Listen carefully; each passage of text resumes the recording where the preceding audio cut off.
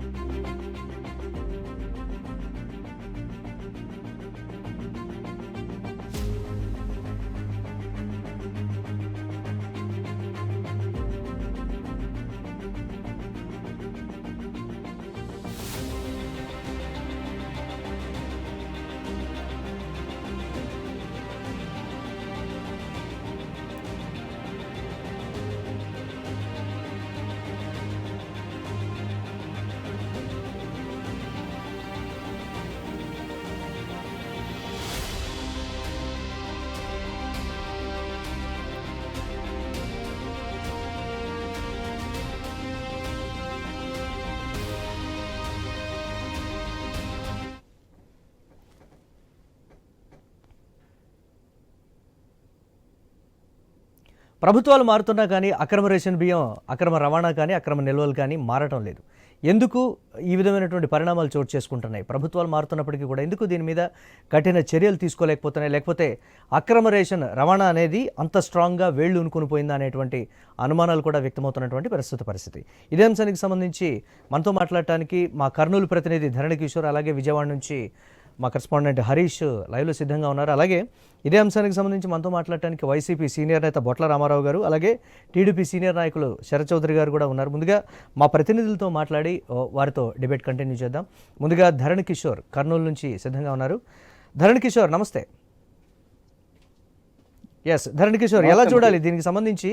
అధికారులు ఏం చెప్తున్నారు? క్వింటాళ్ళు ఎప్పటికీ కూడా పట్టుకుంటున్నప్పటికీ కూడా కంటిన్యూస్గా ఇవి దొరుకుతూనే ఉంటున్నటువంటి పరిస్థితి అయితే ఉంది. దీనికి సంబంధించి అధికారులు ఏం చెప్తున్నారు? కానీ ఇంకా పట్టుకోవాల్సినటువంటి బియ్యం అయితే చాలా వరకు కర్నూలు జిల్లాలో ఉందనేటువంటి మాట కూడా చెప్తున్నారు. ఏంటి అప్డేట్స్ ఏంటి ఓవరాల్గా? మురళి గారు, మొత్తంగా చూసుకున్నట్లయితే ఈ బియ్యం మాఫియా అన్నది ప్రతి చోట కూడా వేళ్లుండుకుని పోయిందని బహిరంగంగానే చెప్తున్న సత్యంగా మనం భావించాలి. పూర్తి స్థాయిలో కూడా కుటుంబ ప్రభుత్వం వచ్చినప్పటి నుంచి ఏదైతే పవన్ కళ్యాణ్ అలాగే ఈ యొక్క పౌర సరఫరాల శాఖ మంత్రి నాగేంద్ర గారు కూడా మొత్తం కూడా ఈ బియ్యం వ్యవహారం మీద పూర్తి స్థాయిలో కసరత్తు చేస్తున్నప్పటికీ కూడా క్షేత్ర స్థాయిలో వాటికి సంబంధించినటువంటి ఆనవాళ్లు ఇంకా స్పష్టంగా కనపడుతున్నాయి. పూర్తి స్థాయిలో పేదలకు అందాల్సిన బియ్యం మాత్రం అక్రమార్కుల చేతికి దక్కి వారిని కోటీశ్వరులు చేస్తున్న పరిస్థితి అయితే స్పష్టంగా కనిపిస్తోంది. అయితే మనం కర్నూలు జిల్లాలో గత 9 నెలల్లో చూసుకున్నట్లయితే కుటుంబ ప్రభుత్వం వచ్చినప్పటి నుంచి కూడా మనం లెక్క వేసుకున్నట్లయితే పెద్ద స్థాయిలో కూడా ఈ యొక్క ఆ గోదాముల్లో అక్రమ బియ్యం నిల్వలను బయటపెట్టిన పరిస్థితి ఉంది. అయినప్పటికీ కూడా ఎక్కడికక్కడ జరిగిన రోజు బయటపడిన రోజు ఒక హడావిడి జరగడం తప్ప ఆ తర్వాత దాని మీద పూర్తి స్థాయిలో చర్యలు తీసుకోవడం కానీ అధికారులను బాధ్యులు చేయడం కానీ వీటిని పసిగట్టాల్సిన నిఘా వ్యవస్థల వైఫల్యాల మీద చర్యలు తీసుకోవటం కానీ ఇలాంటి చర్యలు ఏవి కూడా మనకు కనిపించవు. ఎంతసేపు ఉన్న అదే అధికారులు రాజకీయ నాయకులు ప్రభుత్వాలు మారుతాయి, రాజకీయ నాయకులు వస్తారు, వారి కన్సర్న్లో ఈ యొక్క బియ్యం వ్యాపారం జరుగుతుంది అనే పెద్ద ఎత్తున ప్రచారము జరుగుతున్నప్పటికీ కూడా ఎక్కడ కూడా క్షేత్రస్థాయిలో అరికట్టే వ్యవస్థలు మాత్రం బలోపేతం చేయడం లేదన్నది సత్యంగా ప్రజలు చెప్పుకుంటున్న పరిస్థితి. పూర్తిగా పేదలకు పట్టెడన్నం పెట్టాలి, ఎవరు కూడా అర్ధాకలతో ఉండొద్దు అని ప్రభుత్వాలు లక్ష్యంతో అత్యంత ఖరీదైన ఈ యొక్క పథకాలను రన్ చేస్తూ ఉంటే వీటిని అక్రమ మార్పులు మాత్రం తమకు అంది వచ్చిన అక్షయ పాత్ర లాగా ఈ యొక్క రేషన్ బియ్యాన్ని చూస్తున్న పరిస్థితి మనం గమనించవచ్చు. పూర్తిగా కూడా కర్నూలు జిల్లాలో నిన్న మనం చూసుకున్నట్లయితే ఒక ఎంపీ అంటే నంద్యాల జిల్లాకు చెందినటువంటి ఎంపీ బైరెడ్డి శబరి తన అనుచరులతో రెవెన్యూ అధికారులను అందరినీ కూడా వెంట వేసుకొని ఎక్కడ ఈ యొక్క అక్రమ బియ్యం నిల్వలు ఉన్నాయి, రేషన్ బియ్యం ఎక్కడ నిల్వ చేశారు, వాటిని ఎక్కడి నుంచి ఎక్కడికి తరలిస్తారు అన్న పూర్తి సమాచారం సేకరించి స్థానిక అధికారులను వెంట పెట్టుకొని వాటి మీద రైడ్ చేసిన పరిస్థితి. అంటే ఈ యొక్క ఒక ఎంపీకి యొక్క విషయాలు తెలిసినప్పుడు దీన్ని నిఘాను బలపరుచుకొని దాన్ని అరికట్టాల్సిన అధికారులకు ఈ నిఘా ఎందుకు అందలేదు అన్నది ఒక ప్రశ్న. అయితే ఈ నిఘా వ్యవస్థల వ్యవహార లోపం అంతా కూడా అక్రమార్కులకు వెన్నుదన్నుగా నిలుస్తోంది. వారు అక్రమ వ్యాపారం చేసుకోవడానికి అధికారులు సహకరిస్తున్నారా అన్న అనుమానాలు కూడా పెద్ద ఎత్తున వినిపిస్తున్న పరిస్థితి. మొత్తంగా చూసుకుంటే ఇటు రీసెంట్ గా ఈ యొక్క ఫుడ్ కార్పొరేషన్ మెంబర్ గా ఉన్నటువంటి వ్యక్తులు కూడా పూర్తిగా క్షేత్రంలోకి దిగి గోడౌన్లను తనిఖీ చేస్తున్న పరిస్థితి. గతంలో మాజీ మంత్రిగా పనిచేసిన బుగ్గన రాజేంద్రనాథ్ రెడ్డి బేతంచెర్లలో అతని సోదరుడు ఒక గోడౌన్ రన్ చేస్తున్నారని చెప్పి దాని మీద కూడా రైడ్స్ చేశారు. అయితే ఆ తర్వాత ఆ కేసు ఏమైందన్నది ఎక్కడ వినిపించిన పరిస్థితి.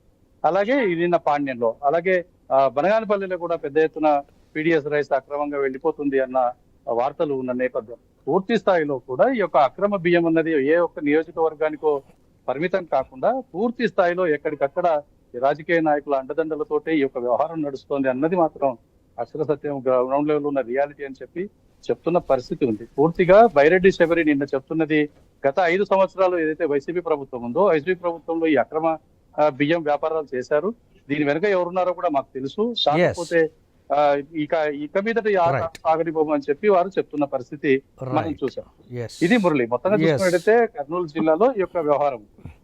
Right, thank you Kishore. Right, ఇక విజయవాడ ప్రతినిధి హరీష్ కూడా లైవ్లో సిద్ధంగా ఉన్నారు. హరీష్, ఏంటి దీనికి సంబంధించి కూటమి ప్రభుత్వం అధికారంలోకి వచ్చిన తర్వాత అక్రమ రేషన్ బియ్యానికి సంబంధించి ఎటువంటి చర్యలు తీసుకున్నారో, షిప్లే సీజ్ చేసినటువంటి పరిస్థితి అయినప్పటికీ కూడా మళ్ళీ టన్నుల కొద్దీ బియ్యం అక్రమంగా పట్టుబడుతున్నటువంటి ప్రస్తుత పరిస్థితి. అంటే అధికారుల్లో మార్పు రాలేదా, లేకపోతే దీనికి సంబంధించి ఆ వ్యవస్థే ఆ స్థాయిలో వేళ్ళునుకుని పోయిందా అనేటువంటి ఒక భావన అయితే ప్రజల్లోకి వెళ్తున్నటువంటి పరిస్థితి.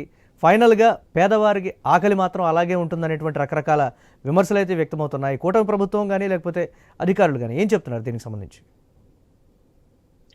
ఖచ్చితంగా మళ్ళీ మీరు చెప్పినట్టుగానే వ్యవస్థ అనేది మాత్రం భారీ ఎత్తున వేళ్ళునుకుపోయింది. ప్రభుత్వం ఏదైనప్పటికీ కూడా, కూటమి ప్రభుత్వం కావచ్చు, రేపొద్దు ఇంకో ప్రభుత్వం కావచ్చు, ఏదైనప్పటికీ గత ప్రభుత్వం కావచ్చు, ప్రధానంగా రేషన్ బియ్యానికి సంబంధించినటువంటి వ్యవహారంలో జరుగుతున్నటువంటి అక్రమ రవాణాకి సంబంధించినటువంటి వ్యవహారంలో పెద్ద ఎత్తున వస్తున్నటువంటి విమర్శలు ఒక ఎత్తు అయితే కనుక, రవాణాకి సంబంధించినటువంటి వ్యవహారంలో అధికారులు ఎప్పటికప్పుడు దాడులు చేస్తున్నారో, స్వయంగా డిప్యూటీ సీఎం స్థాయిలో ఉన్నటువంటి పవన్ కళ్యాణ్ కాకినాడ కోర్టుకు వెళ్లి అక్కడ భారీ ఎత్తున రేషన్ బియ్యాన్ని స్వాధీనం చేసుకున్నారు. అయితే ఆ సమయంలో అది కొంచెం హడావిడి జరిగింది. కానీ ఆ తర్వాత జరిగినటువంటి గ్రామ స్థాయిలో జరిగినటువంటి పరిణామాలకు సంబంధించి, గ్రామ స్థాయిలో నెలకొన్నటువంటి సిచ్యువేషన్స్ కి సంబంధించినటువంటి అంశాలు, వీటన్నిటిపైన కూడా అధికార యంత్రాంగం దృష్టి సారించాల్సినటువంటి సిచ్యువేషన్ ఉంది. అయితే ఇప్పటికీ కూడా జిల్లా స్థాయిలో ఉన్నటువంటి వ్యవహారాలకు సంబంధించినటువంటి అంశాలు కూడా ప్రత్యేకంగా అధికార యంత్రాంగం పరిగణలో తీసుకుంటుంది. కూటమి ప్రభుత్వం అధికారంలోకి వచ్చిన తర్వాత పెద్ద ఎత్తున రేషన్ కి సంబంధించినటువంటి బియ్యాన్ని మాత్రం ఎక్కడికక్కడ కట్టడి చేసేందుకు విశ్వ ప్రయత్నాలు చేస్తుంది. అందులో భాగంగానే ఇప్పటికే అధికార యంత్రాంగం అంతా కూడా జిల్లా స్థాయిలో కూడా ఈ వ్యవహారాలపైన ఎప్పటికప్పుడు జిల్లా మానిటరింగ్ కమిటీలకు సంబంధించినటువంటి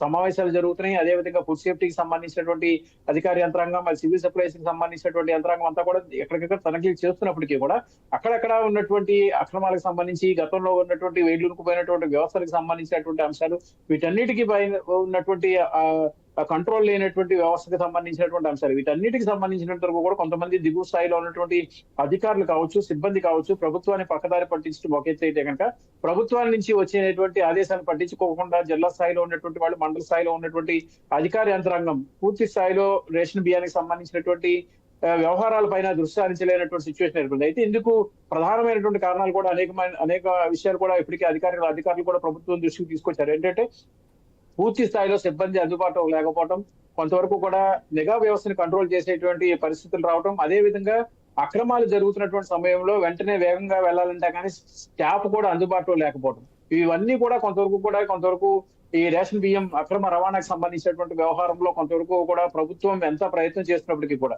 కూటమి ప్రభుత్వం అధికారంలోకి వచ్చిన తర్వాత మొట్టమొదటిసారిగా కాకినాడ పోర్టు కేంద్రంగా జరిగినటువంటి రేషన్ బియ్యానికి సంబంధించినటువంటి అంశాలన్నీ కూడా సంచలనంగా మారినటువంటి సిచ్యువేషన్ ఉంది. అయితే ఆ తర్వాత జరిగినటువంటి పరిణామాలు, ఆ తర్వాత కేసుకు సంబంధించి కావచ్చు, ఆ తర్వాత వివిధ రకాల ప్రాంతాల్లో నమోదైనటువంటి కేసులు కావచ్చు, ఇప్పుడు కర్నూలులో కేసులు కావచ్చు, స్వయంగా ఎంపీ స్థాయిలో ఉన్నటువంటి వ్యక్తి గ్రౌండ్ లోకి వెళ్లి రేషన్ బియ్యాన్ని స్వాధీనం చేసుకోవడం, ఇదంతా కూడా ఒక రకంగా చర్చనీయాంశంగా మారింది. ప్రజాప్రతినిధులంతా కూడా రేషన్ బియ్యానికి సంబంధించినటువంటి వ్యవహారాలపైన కొంతమంది అధికార యంత్రాంగానికి ఆదేశాలు జారీ చేసినప్పటికీ కూడా వాటిని పూర్తి స్థాయిలో ఇంప్లిమెంట్ చేసేటువంటి అవకాశం లేకపోవడం, సిబ్బంది కొరత కావచ్చు, అధికారులకు సంబంధించినటువంటి సమన్వయ లోపం కావచ్చు, ప్రభుత్వం తీసుకున్నటువంటి నిర్ణయాలు గ్రామ స్థాయిలో వాటిని అమలు చేసేటువంటి విధానం కావచ్చు, రేషన్ బియ్యాన్ని సరఫరా చేస్తున్నటువంటి వ్యక్తులకు సంబంధించి నమోదైనటువంటి కేసులు కావచ్చు, వీటన్నిటికి సంబంధించినటువంటి అంశాలను కూడా ప్రభుత్వం ఇప్పటికే ప్రత్యేకంగా పరిశీలనలో తీసుకుంటుంది. అందులో భాగంగానే కూటమి ప్రభుత్వం అధికారులకు వచ్చిన తర్వాత జరుగుతున్నటువంటి దాడులు కూడా ఇందుకు నిదర్శనంగా కూడా ప్రభుత్వ వర్గాలు కూడా చెప్తుంది. ఎందుకంటే ఎంత పెద్ద స్థాయిలో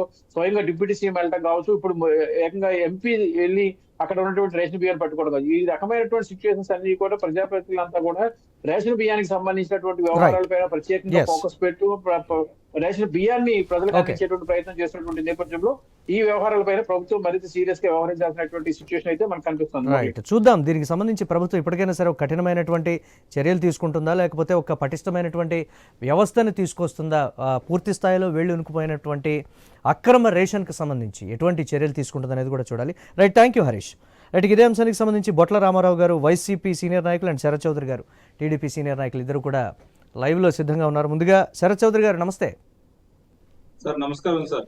సో చూసాం, కూటమి ప్రభుత్వం అధికారంలోకి వచ్చిన తర్వాత టన్నుల కొద్దీ రేషన్ బియ్యాన్ని అయితే అక్రమంగా నిల్వ ఉంచినటువంటి వాటిని పట్టుకున్నటువంటి పరిస్థితి. సరే, అక్కడితో అయిపోయింది, వ్యవస్థ మీద మేము పూర్తి స్థాయిలో పట్టు సాధించాం, మీకు అక్రమ రేషన్ నిల్వలు అనేవి ఉండవనేటువంటి మాట కూడా కూటమి ప్రభుత్వం గర్వంగా కూడా చెప్పినటువంటి పరిస్థితి ఉంది, చాలా కాన్ఫిడెంట్గా. బట్ ఇప్పటికీ టన్నుల కొద్దీ అక్రమ రేషన్ పట్టుబడుతుందంటే అధికారుల వైఫల్యమా, లేకపోతే ప్రభుత్వ చర్యలు శూన్యమా, లేకపోతే అక్రమ రేషన్ మాఫియా ఆ స్థాయిలో బలంగా వేళ్ళు ఉనుకొని పోయింది కాబట్టి ఏమీ చేయలేనటువంటి నిస్సహాయ స్థితిలో ప్రభుత్వం ఉందా? ప్రజల నుంచి వస్తున్నటువంటి ఒక సూటి ప్రశ్న, ఏం చెప్తుంది కూటమి సర్కార్? సార్ ముందుగా మీకు ప్యానల్ సభ్యులకి అందరికి గుడ్ ఈవినింగ్ అండి. సార్, ఇది ఈ రేషన్ బియ్యం అనేది మనం ఎన్టీ రామారావు గారు పేదలు కడుపు నిండా అన్నం తినాలి అని అప్పట్లో ప్రవేశపెట్టిన ఒక పథకం. దీన్ని నేషనల్ లెవెల్లో కూడా ఫుడ్ సేఫ్టీ ఆఫ్ ఇండియా వాళ్ళు కూడా ఆమోదించుకొని మొత్తం అన్ని రాష్ట్రాల్లో ఇంప్లిమెంట్ చేయడం ప్రారంభించారు. కాకపోతే ఏంటంటే గత 5 సంవత్సరాలు 2019 నుంచి 2024 వరకు తీసుకుంటే ఒక సముద్రపు దొంగల్లాగా వైఎస్ఆర్సీపీ నాయకులు కొంతమంది ఏర్పడి ఇదివరకు 29,000 రేషన్ షాపులు, రేషన్ డీలర్లు ఉంటే వాళ్ళందరినీ కాదు అని చెప్పేసి సపరేట్ గా ఒక 1,600 కోట్లు పెట్టి 9,260 వెహికల్స్ ఒక దాన్ని తీసుకొని మళ్ళీ అందులో డ్రైవర్లు మొత్తానికి ఒక దీన్ని ఏమంటారు 19,000 జీతభత్యాలు ఇచ్చి రేషన్ బియ్యాన్ని డోర్ డెలివరీ అని చెప్పి ఒక తప్పుడు సమాచారం ఇచ్చేసి ప్రజలందరికీ రోడ్డు చివరిలో ఉండి ఆ రోడ్డు దగ్గరికి వచ్చిన వాళ్ళు వచ్చే వాళ్ళకి కొంతమందికి ఇవ్వడం లేదు, కొంతమందిని అడగడం, మీకు 10 రూపాయలు ఇస్తామమ్మా, అది మీరు తీసుకున్నట్లుగా సంతకాలు పెట్టండి అని చెప్పి ఇలాగేంటంటే ఈ వ్యవస్థను మొత్తాన్ని క్షేత్ర స్థాయిలో మొత్తం నాశనం చేసి నిర్వీర్యం చేసేసి తద్వారా దగ్గర ప్రతి కాన్స్టిట్యున్సీలో వాళ్ళ హెడ్ క్వార్టర్స్ కి తీసుకెళ్లిపోయి అక్కడ నుంచి స్టిక్కర్లు మార్చేసి ఎక్స్పోర్ట్స్ స్టిక్కర్స్ మార్చేసి పీడిఎస్ దానికి అక్కడ నుంచి పోర్టు తీసుకెళ్లి ఇవన్నీ మనం చూసాం ఏ ఏ రేంజ్ లో స్మగ్లింగ్ అనేది జరిగిందని. సుమారుగా ఈ రేషన్ బియ్యం మీదే గత ప్రభుత్వంలో ఉన్న నాయకులు 60,000 కోట్లు దోచుకొని తిన్నారు. నెలకి 1000 కోట్ల లెక్కన తీసుకుంటే దగ్గర దగ్గర 60,000 కోట్లు దోచుకొని తిన్నారు అనమాట.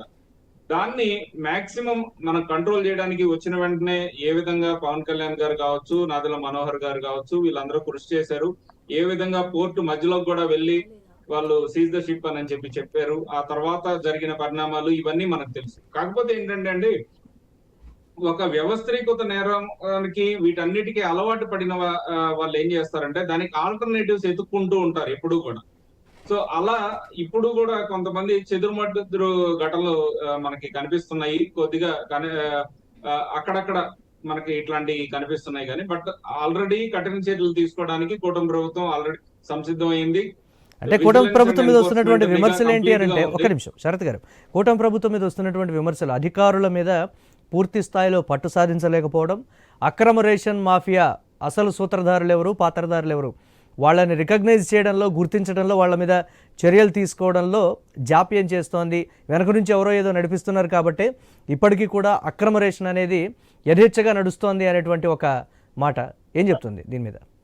సార్, ఇప్పుడు మనకి డిసెంబర్ టైంలో మనకి ఇన్ఫర్మేషన్ ఎప్పుడైతే వచ్చిందో మొత్తం ఆ తర్వాత నుంచి జరిగిన పరిణామాలన్నీ చూస్తున్నారు. ఎవరెవరు ఏం చేశారు, గత మంత్రిగా ఉన్న నాని కావచ్చు, వీళ్ళందరూ కూడా వాళ్ళ ఇంట్లో వాళ్ళ పేర్ల మీద ఏ విధంగా అయితే గూడాలు నిర్మించి స్టోరేజ్ ఇవన్నీ చేసుకున్నారు. అట్లా ప్రతిదీ కూడా ఎక్కడెక్కడ ఎవరెవరి తాలూకా ఉన్నాయి ఏంటి అని అనేది అవన్నీ రాబట్టే ప్రయత్నాల్లో జరుగుతుంది. అండ్ ఇన్వెస్టిగేషన్ అనేది ఆల్రెడీ స్టార్ట్ అయిపోయింది. మీకు తెలుసు, సిట్ కూడా దీని మీద ఏర్పాటైంది.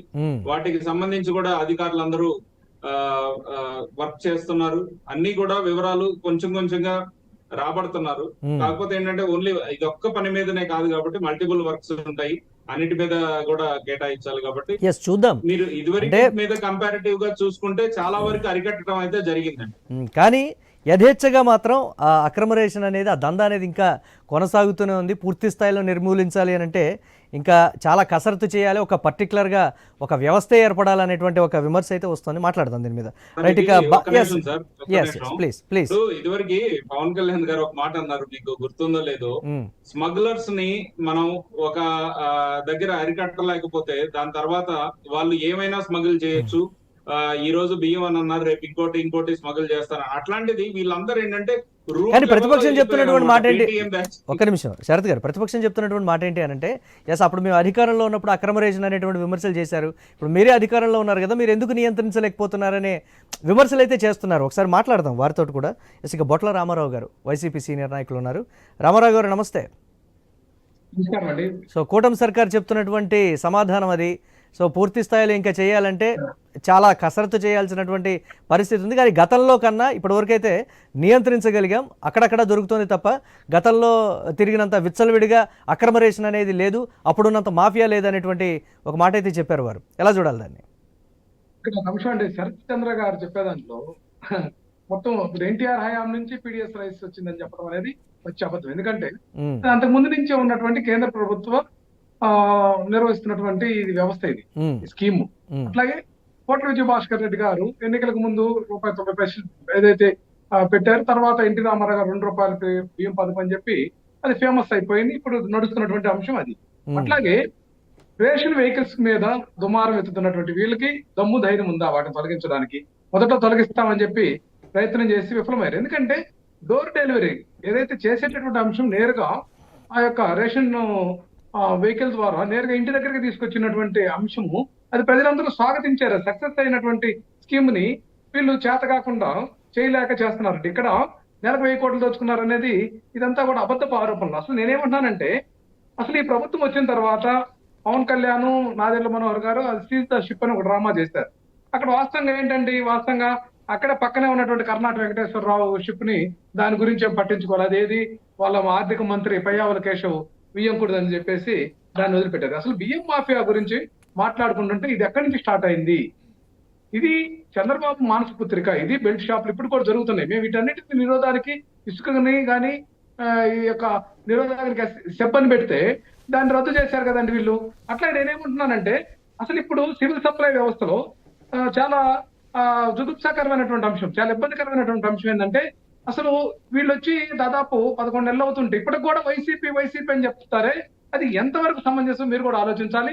నేనేమంటున్నానంటే అంటే టీడీపీ కూటమి ప్రభుత్వం చెప్తుంది ఏంటంటే రామారావు గారు, ఆ స్థాయిలో భారీ స్థాయిలో పవన్ కళ్యాణ్ గతంలోనే చెప్పినట్లుగా ఆ స్థాయిలో వ్యవస్థని వాళ్ళు ఎస్టాబ్లిష్ చేశారు కాబట్టి ఆ మాఫియా నుంచి, ఆ కబంధ హస్తాల నుంచి అక్రమ రేషన్ బియ్యాన్ని బయటకు తీసుకొని రావాలి అని అంటే ఈ సమయం వరకు కాదు, ఇంకా 3-4 ఏళ్లు బట్టినా ఆశ్చర్యపోవాల్సిన అవసరం లేదు అనేటువంటి ఒక మాట కూడా అన్నది కదా కూటమి సర్కార్. ఆ కోణంలో హాస్యాస్పదమైన అంశం అంటే నేను అదే చెప్తున్నా.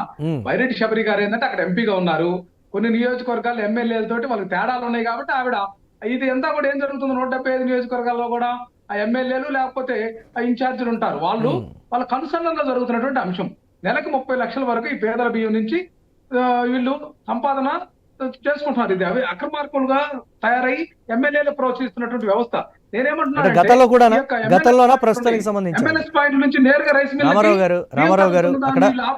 రామారావు గారు ఒక్క నిమిషం, ప్రజాప్రతినిధుల పాత్ర గురించి మీరు ఇప్పుడు చెప్పారంటే గతంలోనూ ఉంది, ప్రస్తుతం ఉందా? వైసీపీకి ప్రభుత్వం ఈ మాదిరి లేదండి, టార్గెట్స్ పెట్టుకొని ఈ మాదిరి లేదు.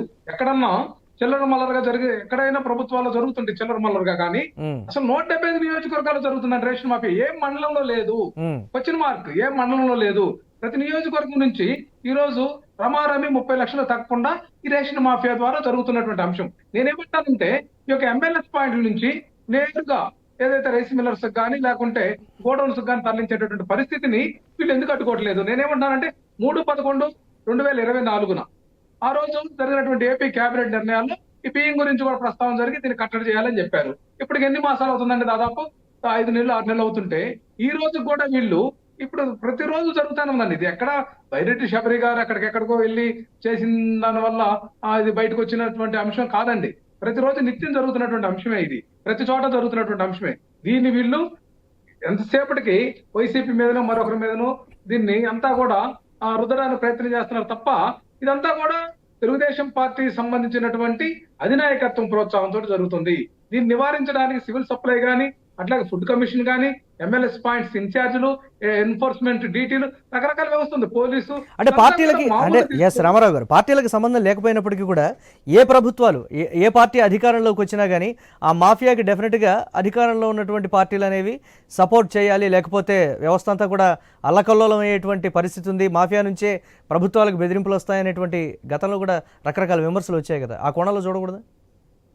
అదేనండి మురళి గారు, నేనేం చెప్తున్నానంటే ఈ పీడిఎస్ రైస్ డిస్ట్రిబ్యూషన్ కి వెహికల్స్ ఏర్పాటు చేయడానికి జగన్మోహన్ రెడ్డి గారు సైంటిఫిక్ మెథడ్ పారదర్శకంగా వాళ్ళ ఇంటి ముందుకే తీసుకుపోయి ఇవ్వాలి కదండి. వాళ్ళ ఇంటి ముందు వెహికల్ వచ్చినప్పుడు ఇక్కడ ఎక్కడ కూడా రేషన్ డీలర్ గానీ అక్రమాలు జరగకుండా ఉండేదానికి చెప్పినటువంటి సిస్టమ్ ను కూడా వీళ్ళు విమర్శిస్తా ఉంటే ఎందుకంటే దుర్మార్గం దౌర్భాగ్యం ఏముంటుందండి?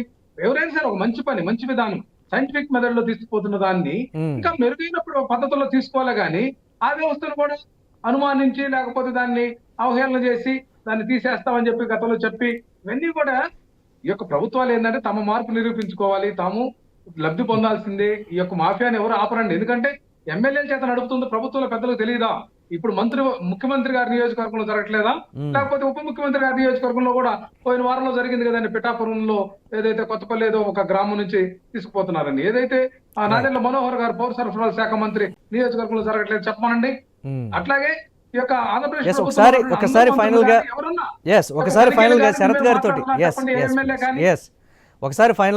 శరత్ గారితో ఒకసారి మాట్లాడదాం. శరత్ గారు, సారీ, వైఎస్ఆర్ కాంగ్రెస్ పార్టీ చెప్తుంది గతంలో ఉన్నటువంటి అద్భుతమైన వ్యవస్థని నిర్వీర్యం చేశారు కాబట్టి మళ్ళీ కూడా యథేచ్ఛగా రాజ్యం వెళ్తోంది అనేటువంటి ఒక మాట కూడా చెప్తున్నారు. ఎలా చూస్తుంది? ఏం వ్యవస్థ ఉంది సార్? వాళ్ళు ఇప్పుడు ఇదివరకు 29,000 డీలర్షిప్ షాపులు ఉంటే వాళ్ళ దగ్గరికి వచ్చి ఎవరు కావాల్సిన అవగాహన చేసుకోండి. ఒక్క నిమిషం ఒక్క డీలర్ ప్రభుత్వం వాళ్ళకి సహాయంగా రామారావు గారు ప్లీజ్. రామారావు గారు సార్, ఇప్పుడు నేను అనేది ఒకటండి సార్, ఒక చిన్న క్వశ్చన్. ఇప్పుడు 29,000 డీలర్ షాపులు ఉన్నప్పుడు ప్రజలు వాళ్ళకి కావాల్సిన టైంలో పోయి రేషన్ తీసుకొని వచ్చుకునే వాళ్ళు, ఇంట్లో పెట్టుకునే వాళ్ళు. అలా కాదని చెప్పి మీరు పలానా టైంకి వచ్చిన మేము గంట కొడతాం ఆ టైంలోనే వచ్చి తీసుకెళ్ళండి అని ప్రజాధనంతో 1,600 కోట్లు ఖర్చు చేసి వెహికల్స్ కొనాల్సిన అవసరం ఏంటి? ఆ వెహికల్స్ కూడా సెకండ్ హ్యాండ్ వెహికల్స్ కొనాల్సిన అవసరం ఏంటి చెప్పండి. సెకండ్ హ్యాండ్ వెహికల్స్ ఎవరు కొన్నారండి? మీకు అసలు దాని మీద అవగాహన లేక రామారావు మాట్లాడుతున్నారు. గారు. కొత్త వెహికల్స్ కొన్నారు, అది కూడా రుణం ఇచ్చారండి మురళి గారు. ఈయనకి అవగాహన లేదు. అవి ఇప్పుడు పనిచేస్తున్నాయా అండి? అవి ఇప్పుడు పనిచేస్తున్నాయా? రేషన్ షాపు డీలర్లు Yes, right. వెహికల్ ద్వారా ఆ యొక్క వీధులు Yes, శరత్ గారు, రామారావు గారు, please. Yes, రామారావు గారు. వాళ్ళకి ఇస్తారండి సరుకులు. అది అవగాహన లేకుండా శరత్ గారు మాట్లాడితే ఇది దుర్మార్గంగా ఉంటుంది, అసలు అసహ్యంగా ఉంటుంది. Yes, విషయం please, తెలుసుకోవాలి. రామారావు గారు. గ్రౌండ్లో ఏం జరుగుతుంది? ఎస్ రామారావు గారు, శరత్ గారు, చూద్దాం.